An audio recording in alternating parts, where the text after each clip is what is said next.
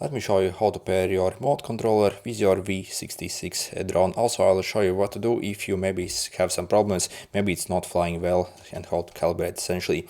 So to pair both these together, first obviously make sure to insert batteries in your remote controller because it doesn't come with and then press middle button. See, you have this flashing red light, and then let's turn on the drone by pressing this button over here.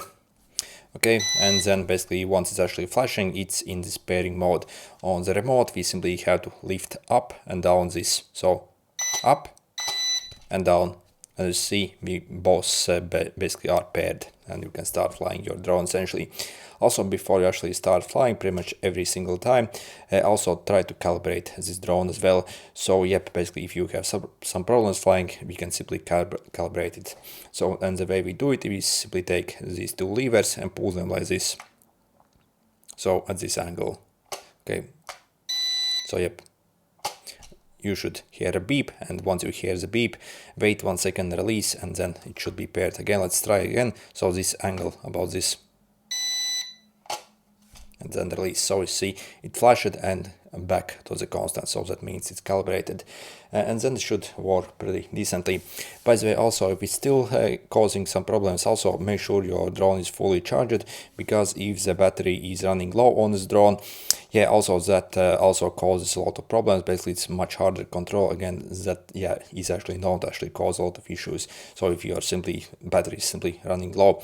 Also, this drone doesn't like any wind at all, so do not attempt to fly it in even like medium wind. So simply wait for a windless day, because in wind it's pretty much impossible to control this drone.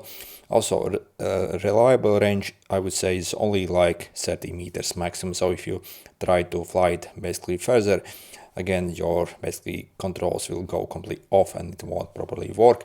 And again, make sure to calibrate it a little before every single flight.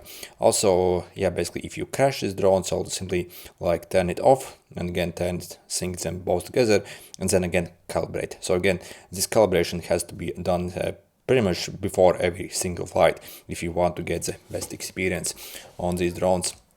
And if you are looking to get this drone, I'll also leave maybe a special discount link in the description.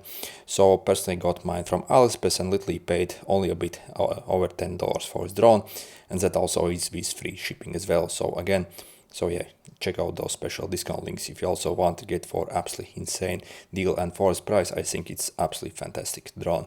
Anyway, good luck.